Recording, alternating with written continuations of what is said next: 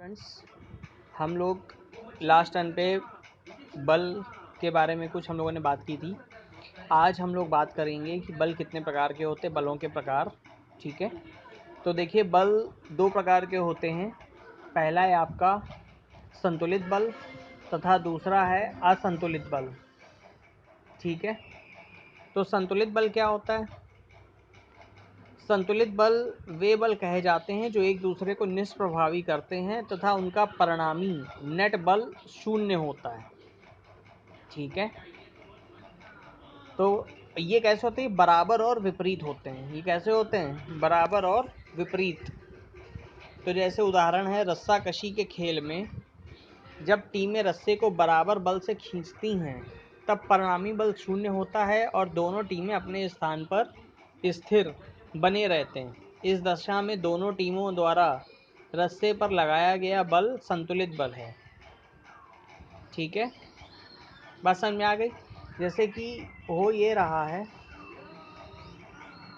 कि जैसे मान लो ये रस्सा है,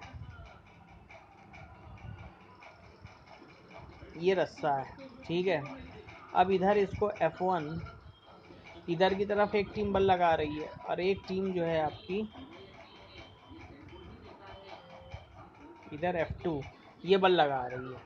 ठीक है, अब हो क्या रहा है, जब ये दोनों अगर F1 बराबर F2 हो जाए, मतलब दोनों बल बराबर और विपरीत हो जाएं, तो क्या रस्सा क्या इधर उधर खिसकेगा?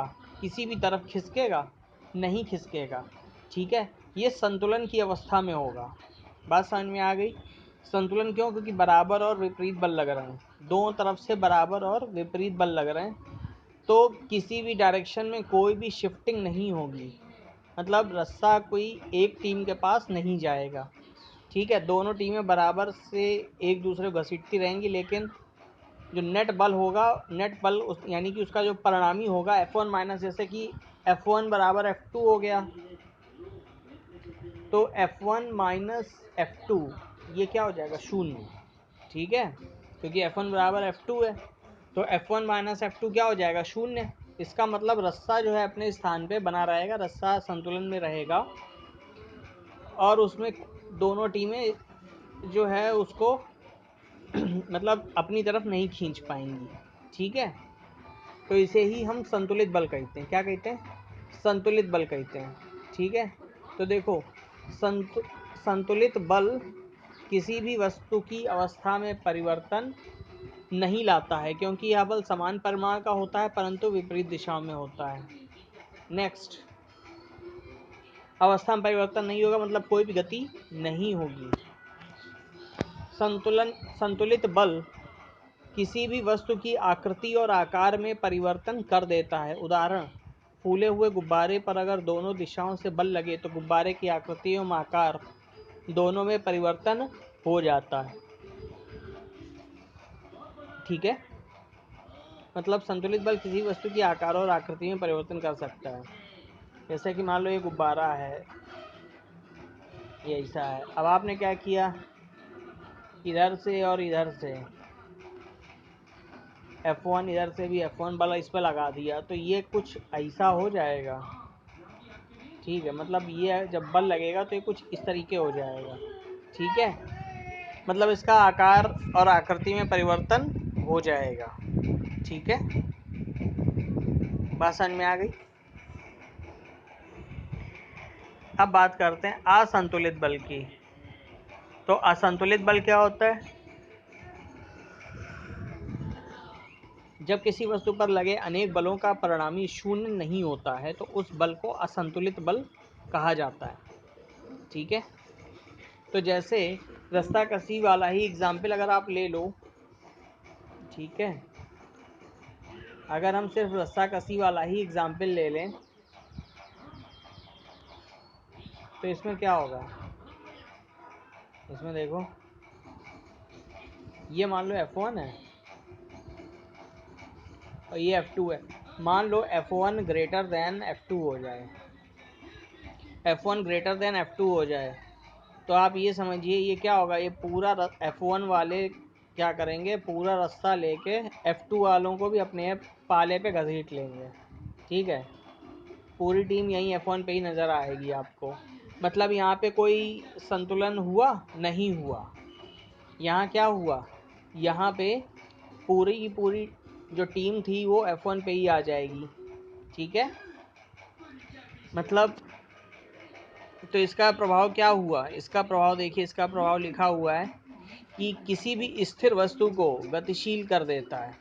असंतुलित बल क्या कर, ये आपका असंतुलित बल है, ठीक है, क्योंकि F1 ग्रेटर देन F2 है, ये असंतुलन है, ठीक है। तो इस अवस्था में कुछ ना कुछ गति होगी, ठीक। तो क्या है, किसी भी स्थिर वस्तु को ये गतिशील कर देता है, किसी भी गतिशील वस्तु के वेग को बढ़ा देता है, ठीक है। अगर कोई वस्तु गतिशील है तो उसके वेग को बढ़ा देगा, अगर कोई वस्तु स्थिर है तो उसको गतिशील कर देगा, और कोई वस्तु अगर गतिशील है तो उसके वेग को कम कर देगा। ऐसे कि मैंने आपको बताया ही था कि फुटबॉल जो गोलकीपर होता है फुटबॉल में, उसके पास जब बॉल खिलाड़ी उसको किक करते हैं, हिट करते हैं बॉल को, फुटबॉल को हिट करते हैं, तो वो सीधे कहाँ जाती, गोल पोस्ट पे जाती। गोल पोस्ट पे गोलकीपर होता है, ठीक। वो क्या करता है, वो उस पर उतनी ही अपोजिट डायरेक्शन यानी विपरीत दिशा में उतना ही बल लगा के उसको रोक देता है, ठीक है। यानी कि गतिशील वस्तु को स्थिर कर देता है, या कभी कभी क्या करता है, उसकी दिशा बदल देता है, ठीक है। यानी कि कभी कभी क्या करता है, उसके वेग को कम कर देता है, ठीक। जैसे कि आप क्रिकेट का एग्जाम्पल देख सकते हो कि बॉलर पता चला बहुत तेज गति से बॉल फेंक रहा है, लेकिन बैट्समैन क्या करता है, उसको स्टॉप कर देता है वहीं पे, ठीक। तो लास्ट वाला है आपका, किसी भी वस्तु के आकृति एवं आकार में परिवर्तन कर देता है। तो वस्तु के आकार एवं आकृति में परिवर्तन, जैसा असंतुलित बल होगा तो आकार आकृति में परिवर्तन भी कर देगा, ठीक है। क्योंकि बल आप लगाओगे किसी वस्तु में विपरीत दिशा में तो उसमें आकृति आकार में परिवर्तन हो ही जाएगा, ठीक है।